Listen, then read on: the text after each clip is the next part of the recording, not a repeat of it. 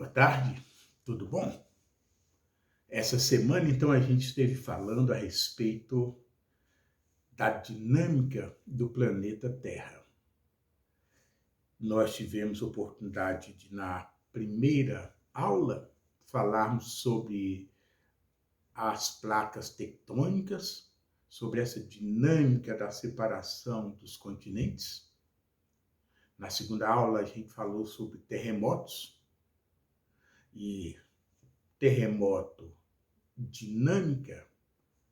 São palavras que se ajustam, porque terremoto requer energia, dinamismo, dinamismo no caso de rochas que existem no planeta, que vão se movimentar, que vão sofrer transformações.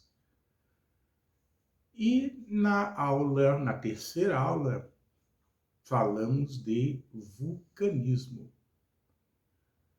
Extremamente dinâmico, como vocês puderam ver. Inclusive, os vulcões são explosivos. Os vulcões, eles têm uma grande capacidade de provocar mudanças na paisagem. E quando nós acompanhamos a história geológica do planeta Terra, nós notamos muito disso, de locais que foram transformados por grandes atividades vulcânicas. Os geólogos, por exemplo, que estudam a geologia brasileira, sabem que houve na região sul do Brasil, há muito tempo atrás, milhões de anos atrás, uma grande explosão vulcânica que durante muito tempo foi derramando lava, e essa grande quantidade de lava é a origem das terras férteis que existem no sul do Brasil, que se estende pelos estados de Paraná e São Paulo.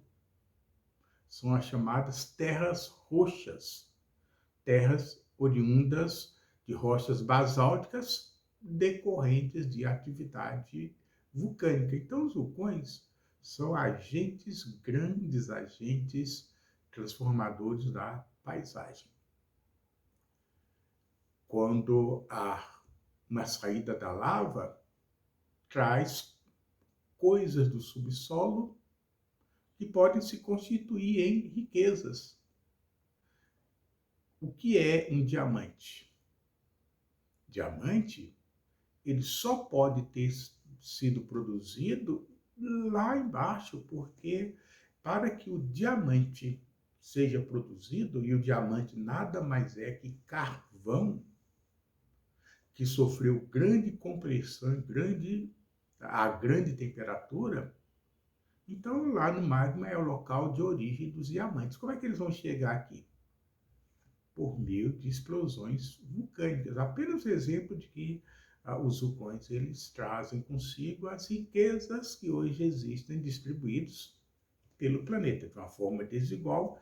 Inclusive, geólogos que estudam mineralogia, eles precisam entender disso. Olha, aqui já houve atividade vulcânica de tal e tal tipo, então é provável que aqui aconteça tais minérios.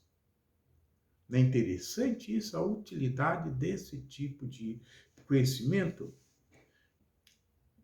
Tudo isso está associado ao que nós falamos. O planeta é muito dinâmico. Eu tenho uma lembrança do som do planeta. Como assim? Tem em Minas, perto de Belo Horizonte, uma cidade chamada Inhotim. E lá tem um museu belíssimo, com obras de artes muito interessante. Né? De vez em quando eu vou com a minha família, porque a gente gosta muito de lá, das obras de artes que lá estão. E tem um espaço que a gente particularmente acha interessante. Esse espaço chama-se o som da Terra. Esta imagem que aí aparece da minha família, a minha família aparece dentro de um espaço que é fechado, que é acusticamente trabalhado, para que a gente possa ouvir o som captado por um microfone que foi colocado a mais de 200 metros de profundidade.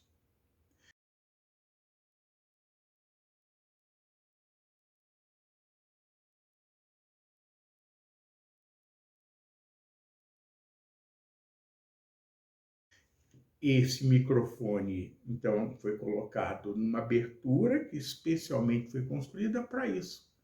E o que esse microfone muito sensível capta? Ele capta os sons do subsolo.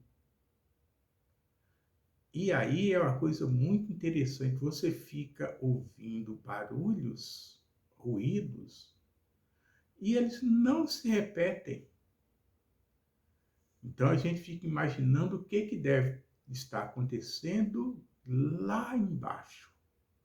Usando equipamentos desse tipo, microfones e outros equipamentos, sismógrafos, uma série de equipamentos, os estudiosos da geologia conseguem descobrir as características das profundezas da Terra sem que precise ir, mesmo porque é impossível chegar a profundidades muito elevadas, não é verdade?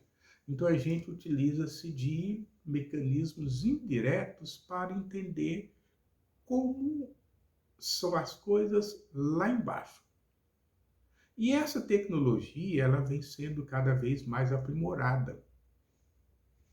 Nem sempre ela esteve à disposição.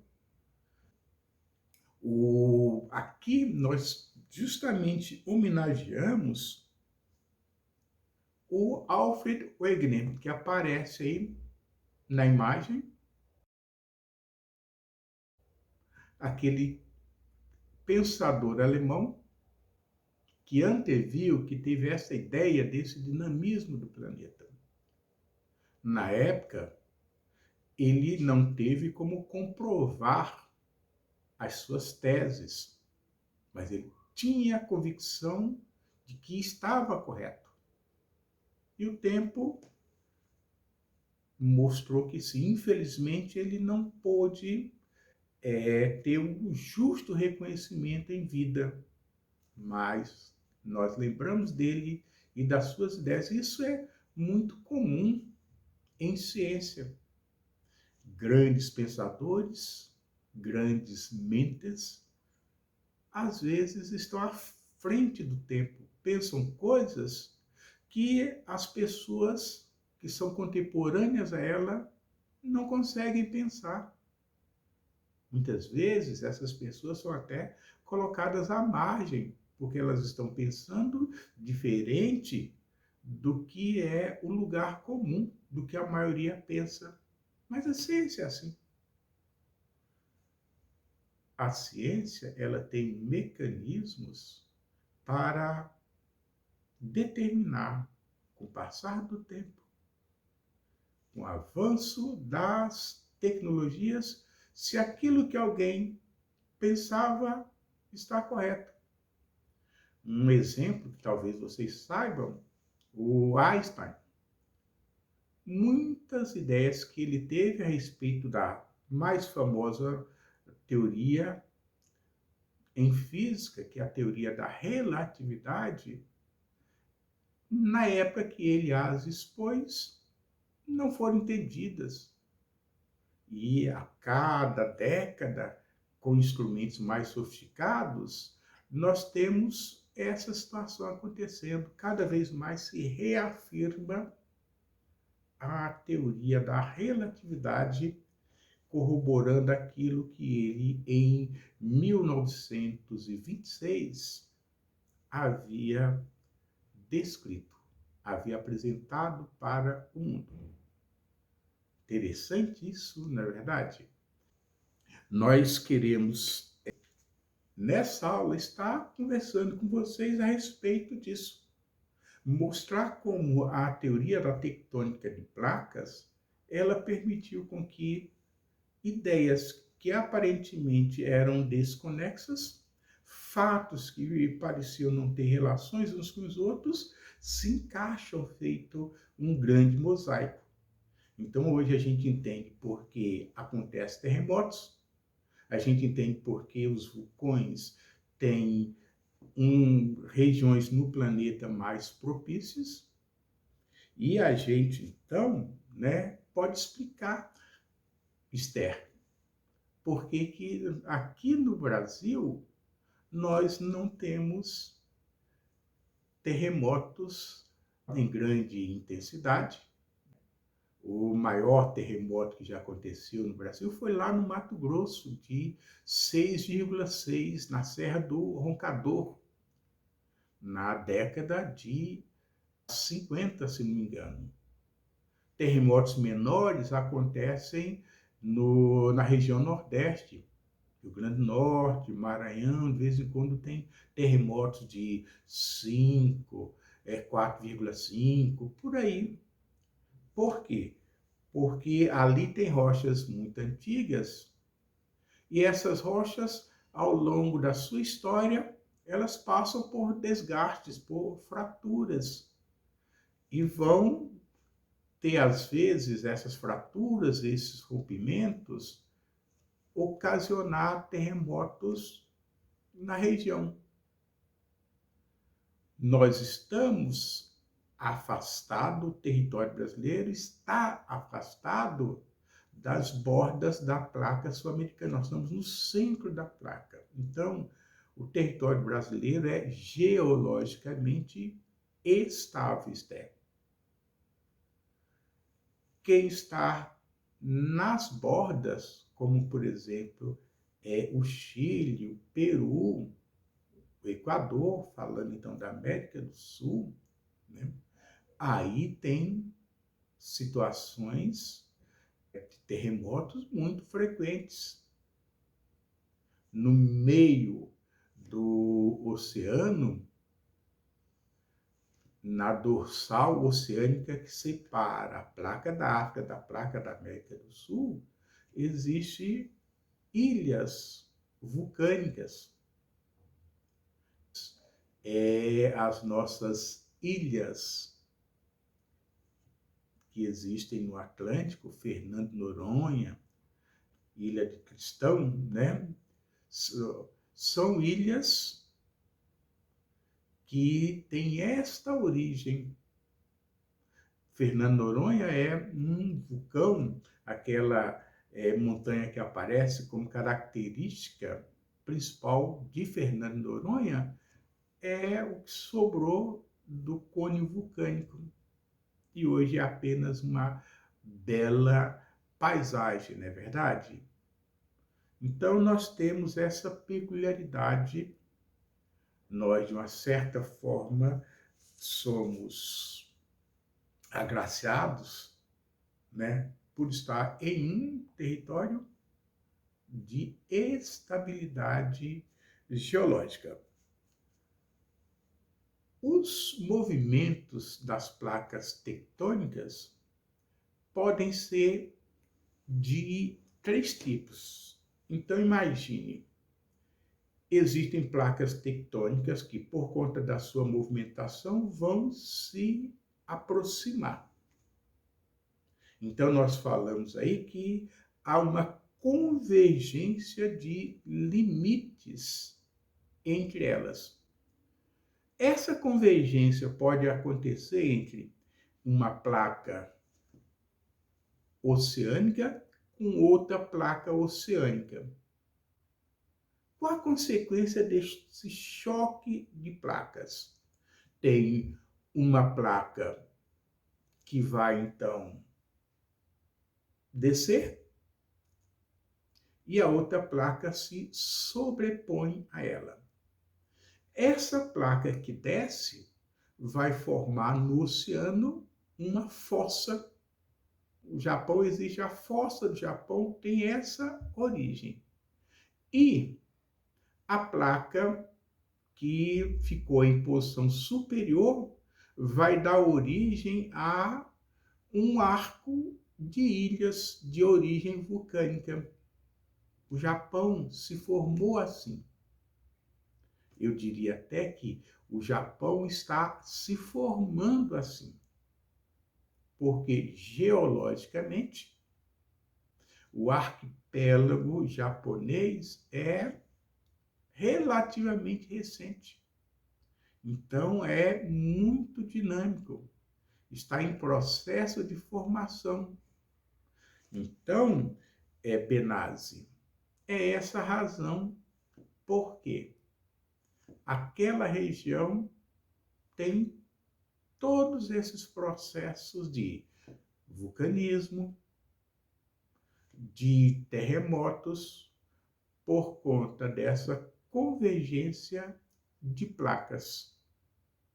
Mas a convergência pode acontecer entre uma placa oceânica e uma placa continental. Nós temos aqui na América do Sul, nós temos a placa de Nazca e nós temos a placa sul-americana. Essas duas placas estão convergindo, estão colidindo. Essa placa sul-americana se sobrepõe à placa de Nazca, que afunda. Então, onde tem esse afundamento, tem uma fossa, que é a fossa do Peru-Chile. E o continente, então, se eleva. A elevação do continente forma a Cordilheira dos Andes. Então, a Cordilheira dos Andes é levantada por conta dessa situação do encontro entre essas duas placas. Esse encontro, então, gera energia. De vez em quando, essa energia é liberada. Consequência, terremotos. Olha só, Bruno. A placa de Nazca, ela afunda. Por isso é que a gente tem aquela informação do terremoto de Valdívia, que a cidade de Valdívia afundou, porque ela está acompanhando o movimento da placa. Esta é a razão do afundamento naquela ocasião, naquele lugar. Então, placas que se encontram são as placas convergentes. Mas nós temos também um outro exemplo de convergência de placas agora entre continente e continente. Nós temos a placa da Índia se encontrando com a placa da Eurásia. Esse encontro, o que vai provocar? Uma placa, a placa menor da Índia, vai descer e a placa da Eurásia, ela se eleva. O resultado dessa colisão é a formação da cadeia do Himalaia. Essa cadeia de montanha ainda está em formação por conta desse dinamismo do planeta. Nós temos outro tipo de movimentação, que é a movimentação de divergência de placas, quando as placas se separam. Nesse caso, o que acontece? As placas se separam e o manto que aparece vai formar uma dorsal. No meio do Oceano Atlântico, você vê nessa imagem a grande dorsal do Oceano Atlântico, formado por esse tipo de movimento. Então, nós temos Nessa região, também ilhas vulcânicas em formação. Quando uma outra possibilidade, então nós temos placas que se encontram, placas que se separam, e existem placas que deslizam uma em relação à outra. Esse deslizamento de placas dá origem às chamadas falhas transformantes. Esse deslizamento de placas é o que originou a falha de Santo André, lá na Califórnia, que passa justamente nas proximidades da cidade de Los Angeles, e é responsável pelos processos de movimentações, de terremotos que acontecem naquela região. Então, há deslizamento de placas. Então, nós temos placas que se encontram, e isso ocasiona certos processos, tem certa fisionomia geológica. Nós temos placas que se separam, isso vai produzir outro tipo de aparência, e nós vamos ter placas que deslizam. Interessante, não é verdade? A gente consegue explicar as grandes paisagens do planeta, a grande cordilheira que vai dos Andes. Se você observar, você tem uma cordilheira que se estende, Cordilheira dos Andes, mas há uma correspondente, Serra Nevada, montanhas rochosas, na América do Norte. Você tem a cadeia do Himalaia. Tudo isso tem uma causa hoje bem conhecida. E essa é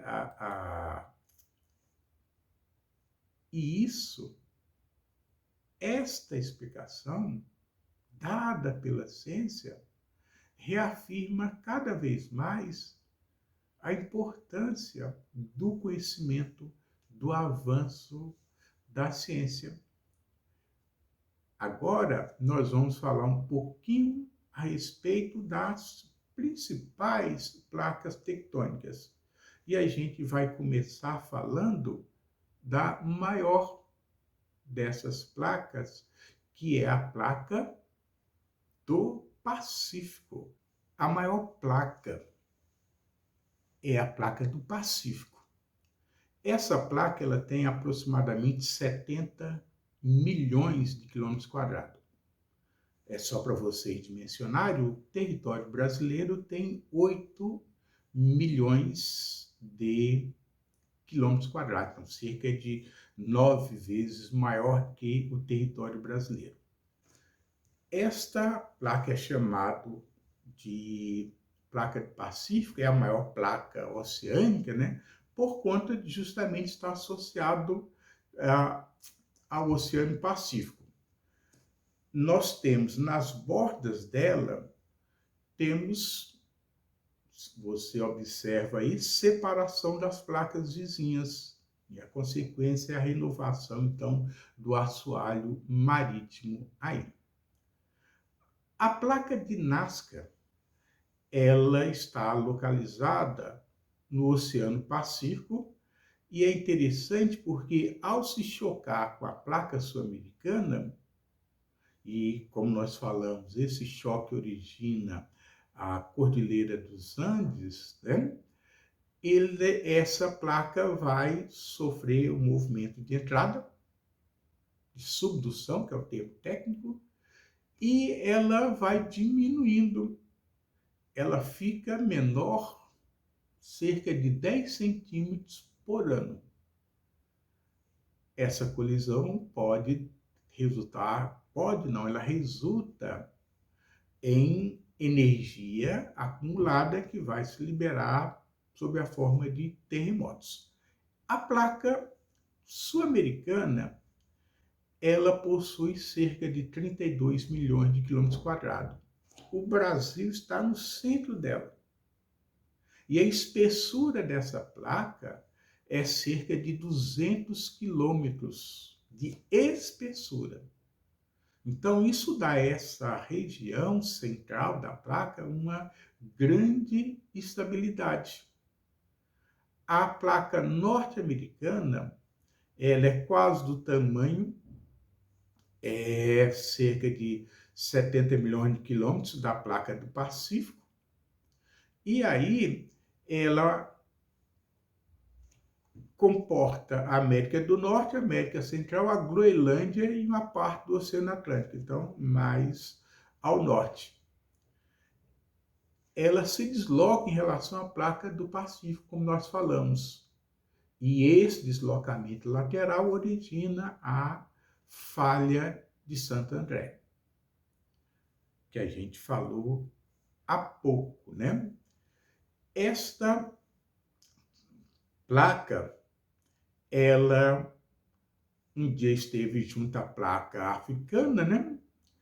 E essa placa, ela abrange todo o continente americano. Se você se lembra, é a placa africana e a placa sul-americana formaram a Gondwana. Nós temos essas placas se afastando, a sul-americana e a africana, e o afastamento forma a grande dorsal do Oceano Atlântico, uma cadeia de vales e montanhas interessante antes da década de 1940, quando começou a fazer esse estudo por meio de sonar, por meio de equipamentos especializados. Durante anos, navios com equipamentos para fazer esse tipo de levantamento percorreram todos os oceanos. Achava-se que o assoalho oceânico era liso. Não é, pelo contrário. Ele é todo cheio de montanhas, altas montanhas, às vezes vales profundos. No caso desses estudos, o desenvolvimento da exploração espacial, olha só, pôde colocar nos céus equipamentos para de lá observar a Terra, fazer medições muito precisas. Essas medições precisas mostram que a placa africana e a placa sul-americana estão divergindo, ou seja, estão se afastando cerca de 3 centímetros por ano. A placa antártica é uma placa que forma a Antártida, né? E é uma placa que esteve na parte sul do planeta e até hoje ocupa essa posição. Nesta imagem, eu gostaria que você observasse a placa indo-australiana e o movimento que ela faz, nesse caso, está se destacando a porção que hoje é a Índia. Essa imagem aparece no seu livro, mostrando o deslocamento e o choque dela com a placa asiática. Esse movimento, conforme nós falamos, dá origem à cadeia do Himalaia. Conforme o Alfred Wegener, esses movimentos vão persistir enquanto o planeta tiver energia, ou seja, durante muito, muito tempo. E, segundo a antevisão do Wegener, os continentes vão novamente se encontrar. Então, há projeções. Como é que será a paisagem da Terra? Alguém que daqui a 100 milhões de anos passar pelo nosso planeta, ele vai observar uma paisagem diferente da que hoje nós observamos, não é verdade? Bom, daqui a 100 milhões de anos, para a vida humana, é uma fração, é quase uma eternidade. Mas, para o planeta, é uma fração curta de tempo, posto que o nosso planeta tem mais de 4 bilhões de anos. Para bactérias que estão presentes no planeta há pelo menos 3 bilhões, tempo curto. Então, por isso é que nós falamos em tempo geológico, para que a gente possa ter uma dimensão desse dinamismo. A nossa vida, ela é muito dinâmica, mas a vida do planeta também é. Por isso, inclusive, que um outro pensador propôs que o planeta em si fosse algo vivo, e deu até um nome, Gaia. Um geólogo chamado James Lovelock, ele escreve um livro chamado A Hipótese Gaia, relatando essa visão dele de um planeta como algo muito dinâmico, muito vivo. Parece que os geólogos que enxergam mais adiante, eles sofrem um pouco mais, não é verdade? Porque o James Lovelock também, quando apresentou essas ideias, suas ideias não foram muito bem aceitas. Mas hoje, cada vez nós pensamos no planeta como algo de um dinamismo muito grande e que nós humanos podemos, por conta do poder que hoje nós temos, de influenciar para o bem ou para o mal. Nós temos muita ciência, mas precisamos ter, além de ciência, sabedoria. São coisas que poderiam ser mais próximas, mas que às vezes estão separadas. Não é verdade? Temos os dois, conhecimento e sabedoria para fazer uso. Até a próxima semana, quando a gente começa a falar da atmosfera que nos envolve. Tchau!